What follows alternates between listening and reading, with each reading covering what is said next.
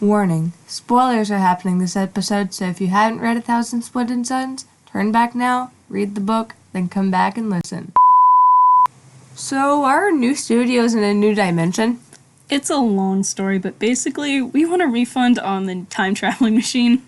The audio's gonna be a bit low budget this episode. Just bear with us. So, time for a quick little overview of The Thousand Splendid Suns by Khalid Hosseini. The book follows the lives of Maryam and Layla, two women from completely different lives in Afghanistan which ultimately connect through a series of unfortunate events. The events of the book take place in the early 70s to 2003.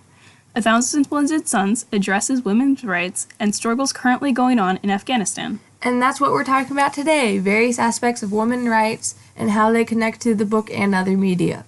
And just a heads up, we'll probably be referring to 1,000 Splendid Suns as ATSS for most of this podcast, so don't get too confused. Also, the links to all the sources will be in the description box, so if you're interested to learn more, check those out.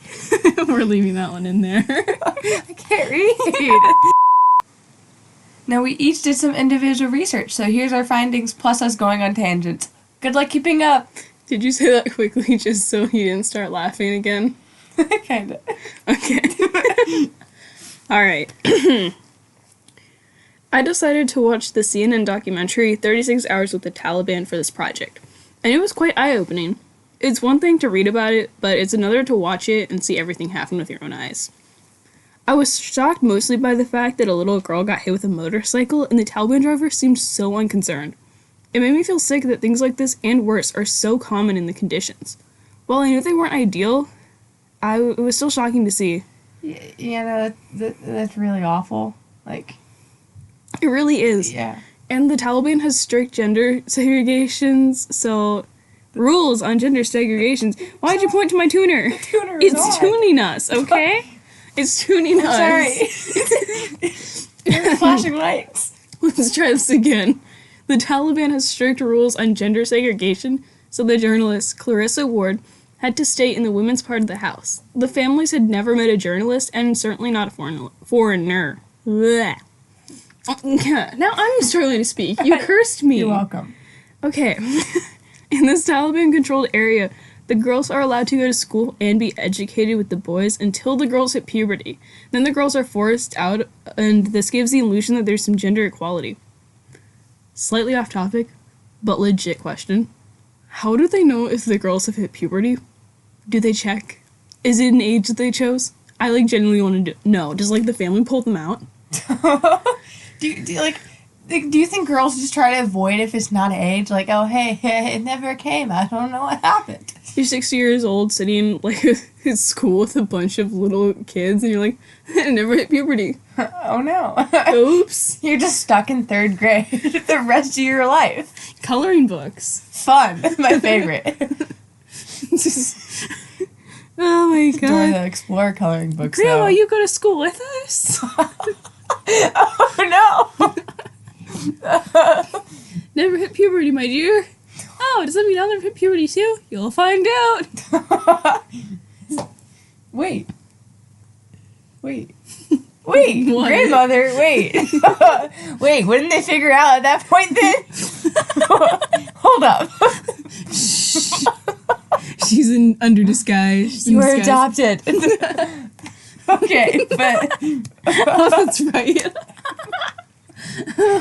Okay, so puberty qualifications aside, let's bring this back to ATSS. So Layla gets to experience an education for a decent portion of her life. Her father, Bobby, is very big on getting Layla a proper education and getting her to a university.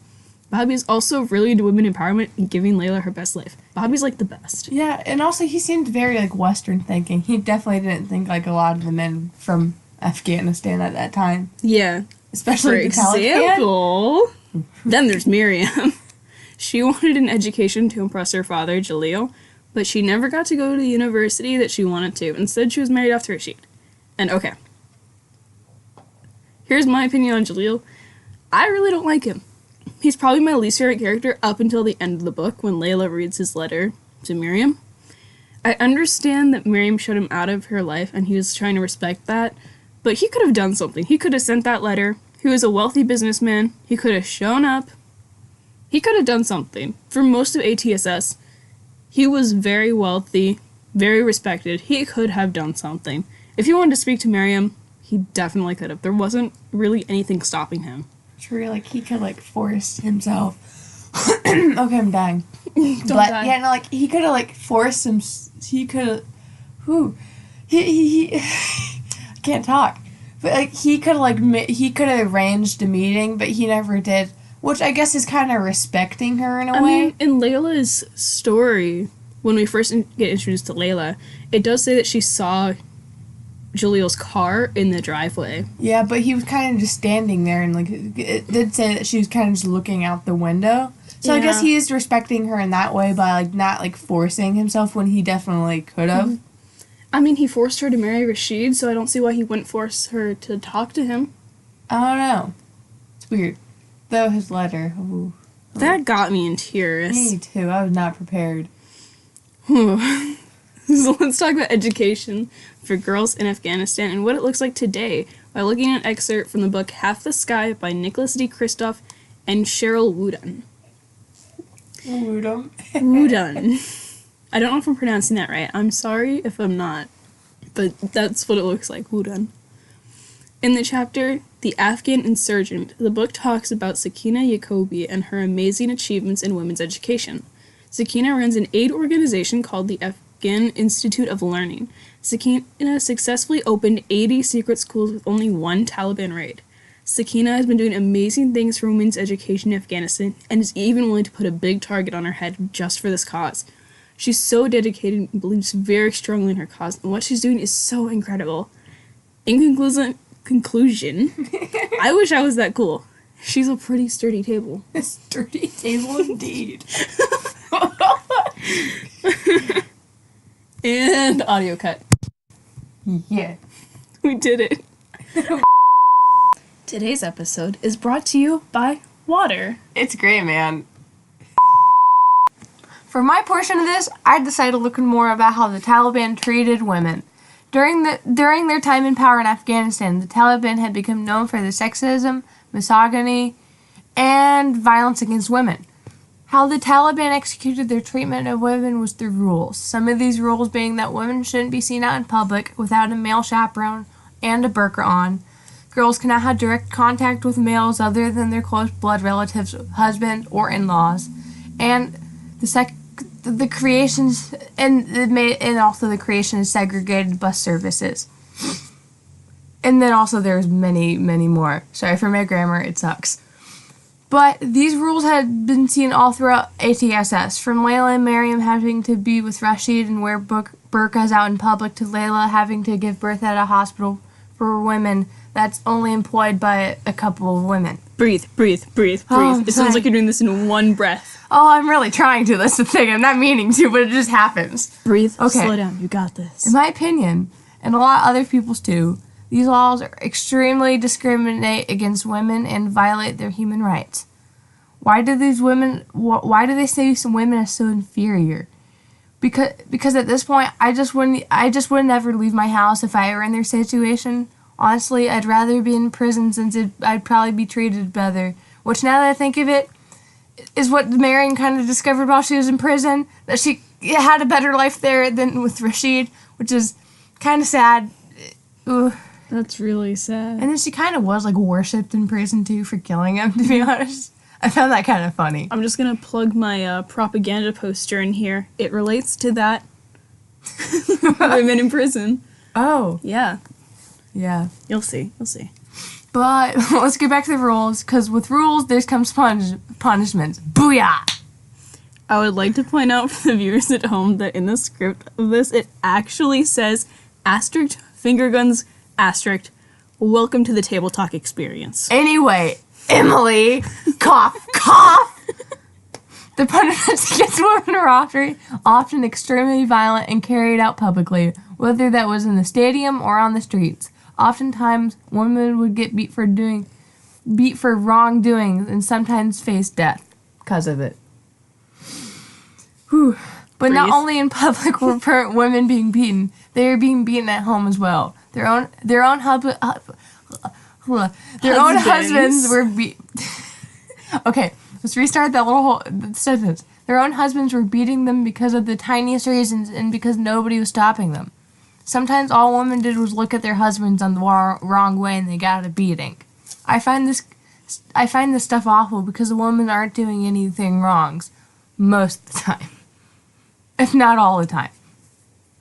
Do the men do it just because they can without punishment? What's their motive behind this? Or like, do they just grow tired of their wives so they're like, eh? Remember in ATSS when Layla would go out to see Aziza in the orphanage without Rashid? Layla got badly beaten when she was caught, and that's insane. Layla also had to give birth without anesthetics. I can't believe that. Oh, that'd suck. But you wait. Yeah. What happened if, like, there's, like, one couple, but it's, like, for some reason, there's, like, the wife is, like, enormous, and then her name's, like, Helga, and for some reason she'd be Russian in Afghanistan. I don't know why, but she's like, hello, my name Helga. And then she's like, this is my husband. He's like 2 inches tall. His name's Jeff, too. It's like, She this keeps is it in her pocket. Jeff. And, like, other couples would, like, the other men would look at her like, what the heck? Because, like, she'd wear whatever she wants. She's got Helga. a full neck beard. And they look at her, she'd be like, what?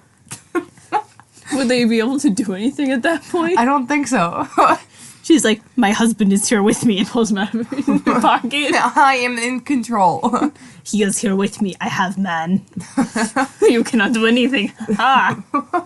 Suckers. You don't want to put man in prison? You can't put me in prison. He does not leave my side.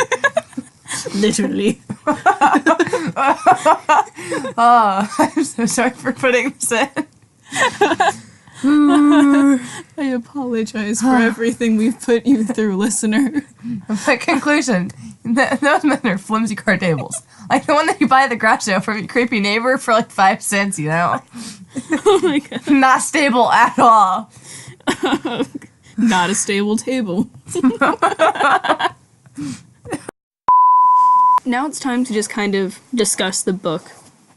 No script, just freely talking. Yep. So I really liked A Thousand Splendid Suns, and I think it's because, it's so well written. It was a really beautiful, and you could imagine everything that was going along. It was just a really great experience. Mm-hmm. And it tackles a tough topic, and I think that's really important for us to have literature about, because us as Americans, we're not really exposed to things going on in other countries. And it was really shocking for me to read because the closer it got to my birth date, I was like, wow, this is something that's actually happened. That was the reality for me. The reality check that was taking place when I was born. And this is a thing that kids were going through, people were going through, women, and it was just incredible. It was that aha moment that I had, and I just loved it. Well, I can't top that. I really like the book. I really don't know why I like the book. Because oftentimes, I'm really picky over books for some reason. Yeah, me too. Where, like, I almost don't read because of it. Mm-hmm. And it sucks. But, like, the reasons you bring up, I guess it is now reasons, but I just can't ever, like, place it. And, like, now that you're saying, like, what's happening, like, still or was, it kind of still is. Mm-hmm. But, like, yeah, no, that's insane. It was just really cool to read about. Yeah. And the characters, I got so attached to them. At first, I actually didn't like that we switched to Layla's story. Oh, yeah, no, it kind of annoyed me at first. But Because I thought we weren't going to go back to Miriam, and that worried me because I really wanted to know how she was doing. Yeah. But that attachment that I had to the characters, I loved it. And just the way their stories combined, and you could see how they came together into one big story, and it was incredible. Yeah, it was cool. Khalid Hosseini really did an amazing job with this book, and I'm definitely going to be reading The Kite Runner soon. I might, but I have, like, a long list of books that I kind of want to read. I brought home, like, 6 from my grandmother's house. Oh, wow. So, I'll get busy. It's also interesting because I never really enjoyed history that much, but because I've never really read historical fiction books. I kind of have. I mean, we read To Kill a Mockingbird, but I wasn't a big fan of that. I didn't like that very much at all. Compared to A Thousand Splendid Suns, it's such an amazing book. It takes definitely one of the top spots in my most favorite books. It was really good. Yeah. I'm really glad we got to read this for class. Same here. This has been Table Talk. This episode we discussed women's education, Taliban treatment of women, and our thoughts about the book. Thank you for listening. Stay table. Because we're stable tables. And remember, source list is in the description below. Booyah! Finger guns. On the next episode of Table Talk. You know when you're like going to type okay, but then you accidentally type olay, and then all of a sudden you're Spanish. Olay! It's like, just imagine if like a little like pincher like instrument thing goes like go good good. And now you're a crab. Olay! Sidestep. Olay, olay. And then there's a girl. Olay, olay, olay. Attacked all the ladies. Oh yeah.